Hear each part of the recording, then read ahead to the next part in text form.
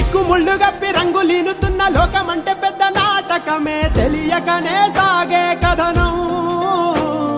నీవు పెట్టుకున్న నమ్మకాలు అన్ని పక్కదారి బట్టి పోతుంటే కంచికి నీ కదలే దూరం